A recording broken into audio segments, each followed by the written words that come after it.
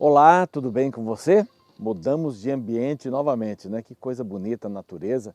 Muitas pessoas escreveram dizendo assim, puxa, a gente ouve o som dos pássaros ali. De vez em quando tem um cachorro que late também, um trator que passa por aí, mas é um ambiente muito gostoso. Estamos aqui no seu programa Reavivados por Sua Palavra, no Cevisa, Centro de Vida Saudável da Igreja Adventista. Estamos num cantinho aqui perto do lago, um lugar muito bonito. É gostoso poder estar aqui, está ventando um pouquinho hoje, deu uma paradinha. As páginas da Bíblia às vezes vão fazer um barulhinho aqui, mas não tem problema. Vamos tirar o máximo que pudermos deste capítulo maravilhoso, que é o segundo capítulo da primeira carta de Pedro. Pedro, o apóstolo querido, não é? E eu quero parabenizar você que já se inscreveu no nosso YouTube, Reavivados por Sua Palavra NT. Você vai lá no nosso canal, se inscreve, clica no sininho para poder receber as novidades. Tem muita gente ali bacana, escrevendo, pedindo orações, fazendo perguntas, orando pela gente, dizendo que está orando pela gente. Isso é muito importante. Nós aqui da Novo Tempo ficamos muito felizes com esse apoio que recebemos das pessoas. Coloque lá sua like, né? Muitas pessoas estão mostrando o seu carinho, compartilhando o programa. Isso é muito importante também. Tanto no YouTube como no Facebook. Você pode compartilhar e mandar para os seus amigos. No Facebook é na página da Novo Tempo.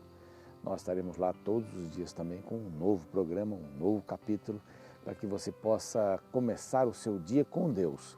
E esta é a proposta do programa Reavivados por Sua Palavra. Que você faça da primeira hora, a hora da comunhão, a hora do encontro com o Pai, a hora de ler a Sua Palavra. E estamos facilitando o seu trabalho um pouco, né? Falando de um capítulo da Bíblia, mas isso não substitui a sua devoção pessoal, sua leitura. Muita gente vai ouvindo lá no carro, né? Coloca lá no seu equipamento de som, ali no seu, a gente chamava de rádio, né? Mas eu nem sei como, na sua mídia ali, e acaba ouvindo no seu percurso. Alguns puxam direto do seu celular, né? Para ouvir também no trem, no ônibus, caminhando. Que Deus abençoe você. É muito bom ter a palavra de Deus em nosso coração como primeira tarefa. Depois você já sabe, né? Arrume a sua cama e saia para o seu dia, né? Tome de jejum, faça exercícios. E quando a gente vem aqui para o Cevisa, a gente acaba caminhando todos os dias bem cedinho. Aqui tem uma pista de caminhada maravilhosa. E eu já fiz minha caminhada hoje bem cedinho, bem cedinho. Encontrei as pessoas que estavam por aqui também, fazendo seus tratamentos, fazendo sua reeducação alimentar. Então, o dia para mim começou muito bem. E eu espero que o dia comece muito bem para você também. Com Deus, fazendo aquilo que a gente gosta, não é? Tendo contato com Ele e saindo para ser Jesus para as pessoas. Não se esqueça disso. Seja gentil, seja amável. É muito bom a gente repetir isso sempre, né? Isso é bom para mim também, repetir me dá mais compromisso, não é? Vamos lá, capítulo 2 da primeira carta do apóstolo Pedro. Nós vimos ontem que agora é o velho Pedro. O Pedro conselheiro, o Pedro tranquilo, que vai gastar a sua experiência, colocando aí em palavras. Muitas pessoas acham que ele era analfabeto e que ele sempre tinha alguém que escrevia para ele, mas não importa como isso foi feito, né? Se era ou não, nem todas as pessoas eram letradas naqueles dias, né? Como em nossos dias. Infelizmente há ainda uma parte de analfabetismo, um grupo ainda grande em nosso país, mas eu creio que esse grupo vai diminuindo cada vez mais. Mas esse Pedro querido, o antigo pescador de peixes, que se tornou pescador de homens e que agora escreve esta carta maravilhosa, ou estas duas cartas maravilhosas. Aqui no capítulo 2, no verso 1, nós encontramos um pouquinho daquilo que Pedro foi e trabalhava para não ser, expresso aqui nessas palavras. Despojando-vos, portanto, de toda maldade e dolo, da hipocrisia, das invejas e de toda sorte de maledicência. Vamos ler aqui o verso 2 agora. Desejai ardentemente, como crianças recém-nascidas, o genuíno leite espiritual, para que por ele vos seja dado o crescimento da salvação. Bom, Paulo usa a questão do leite, né? Vocês estão tendo leitinho agora, né? mas eu vou dar alimento sólido, numa outra ilustração. Aqui Pedro diz assim, como uma criança anseia pelo leite, não é? Para ter crescimento. Então aqui é mais de uma maneira mais positiva, né? Assim como você vai se despojando dessas coisas, vai desejando mudar de vida, é importante mudar de vida. Não é importante só crer, ter fé, é importante mudar de vida. A fé vai gerar esta mudança na sua vida, senão ela não é uma fé genuína. E ele diz algumas coisas que eram próprias dele mesmo, né? A maldade, inveja, não é? Quem vai ser o primeiro, né? Quem vai ser? Eu quero ser o primeiro, né? Maledicência, falar mal dos outros, isso é terrível, né? Essas características, que não são qualidades positivas, né? Elas são colocadas aqui por Pedro porque ele passou por isso, ele era um homem igual a nós. Então a primeira lição que nós temos aqui, Pedro, um homem igual a nós, agora já está mais velhinho, ele diz assim, olha, deixe tudo isso para trás, busque o leite, como uma criança busca o seu alimento para você poder crescer, né? E o verso 4 diz assim, chegando-vos para Ele, para Cristo, para o Senhor, porque o verso 3 fala sobre o Senhor, chegando-vos para Ele, a pedra que vive. Olha só que denominação. Jesus colocou o nome dele de pedra. O nome dele era Simão, o nome da casa que os pais lhe deram era Simão. E Jesus coloca esse nome, porque sabia que ele seria um sustentáculo, mas nenhuma ideia de colocar sobre ele uma igreja, de jeito nenhum. É sobre a rocha eterna.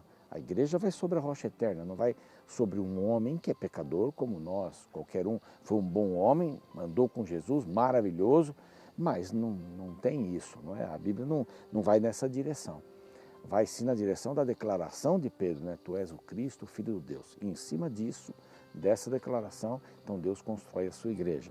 Mas aqui ele vai trabalhar um pouquinho com essa ideia de pedra, esta pedra, e chama Jesus de pedra que vive. É uma pedra espetacular. E vai falar um pouquinho no verso 5, também vós mesmos, como pedras que vivem, então, uma pedrinha pequena que vive, que esse era o significado do nome dele, uma pedra menor tirada da pedra maior. E ele diz assim, essa pedra que vive, agora vocês também, que são pedras que vivem, por quê? Porque nós somos tirados ou fomos tirados da pedra maior, da pedra que é o Senhor Jesus. Nós nascemos em Cristo, vivemos em Cristo. Então ele menciona aqui, faz uma aplicação, não é? Vós mesmos, como pedras que vivem, sois edificados casa espiritual para ser de sacerdócio santo, a fim de oferecer de sacrifícios espirituais agradáveis a Deus por intermédio de Jesus Cristo. Ele usa então uma figura de linguagem que judeus estavam acostumados e outros também do povo de Israel. Olha, vamos construir uma casa, mas vocês são a pedra desta casa e os sacrifícios que vão ser colocados ali são espirituais. Nós não vamos mais matar cordeiros como faziam no passado. E aí ele cita um texto de Isaías e de Salmos, né? Eis que põe, verso 6, em Sião uma pedra angular, eleita e preciosa, e quem nela crer não será de modo nenhum envergonhado. Aí ele cita agora Salmos, né? Dizendo assim, para vós outros, portanto, os que credes, é a preciosidade, mas para os descrentes, a pedra, que é Jesus, que os construtores rejeitaram, os judeus, essa veio a ser principal pedra angular. Pedra de tropeço, para aqueles que não creem, e principal pedra angular. Aqui que nós devemos colocar toda a nossa esperança. O verso 9 é muito lindo, diz assim, vós, porém, sois raça eleita, sacerdócio real, nação santa. Aqui Pedro está animando as pessoas que viviam entre os que não acreditavam em Deus e sofriam. Então, olha, vocês são pedras especiais, tiradas da pedra maior. Deixem o passado para trás, como eu fiz também. E agora ele vai falar um pouquinho sobre duas experiências. A vida exemplar cristã no meio dos não crentes e para com as autoridades. E, a partir do verso 18, a vida exemplar, os deveres com aqueles que prestam serviços para outros. Então, bem rapidamente, que o tempo já está acabando aqui, diz assim, amados, exorto-vos, dando a primeira ideia, né, os não crentes, como peregrinos e forasteiros que sois, a vos absterdes das paixões carnais que fazem guerra contra a alma, mantendo exemplar o vosso procedimento no meio dos gentios. Verso 13, sujeitai-vos a toda instituição humana por causa do Senhor, quer seja rei, como soberano, quer seja autoridades, etc. Então ele está dizendo aqui, devemos honrar as autoridades. Por fim, elas foram instituídas, e nós devemos, quem não honra a Deus não vai honrar as autoridades. Então aqui é um caminho. Honrou a Deus, honra as autoridades. Vive bem no meio dos gentios para dar bons testemunhos, não é? Fica muito negativo para a vida cristã, não é? Quando, por exemplo, você deve para todo mundo, você não, alguém deve para todo mundo, fala palavrão, faz insinuações sensuais no trabalho, na escola. Que tipo de cristianismo você está pregando para aqueles que não conhecem? Vamos dizer assim, todo cristão é assim, não é? Não paga, tem muita luxúria e assim por diante. E ele dá mais um conselho, diz assim, olha, se vocês são servos, sede submissos com todo o temor ao vosso Senhor, não somente se for bom e cordato, mas também se for perverso. Você trabalha para alguém, seja justo, trabalhe e faça o melhor por esta pessoa. São conselhos que ele deixa aqui na sua carta. Bom, ele fala um pouquinho mais sobre Jesus, que quando foi ultrajado não revidou e tal. São lições para a nossa vida. Eu quero ser um bom cristão? Tem que nascer na pedra.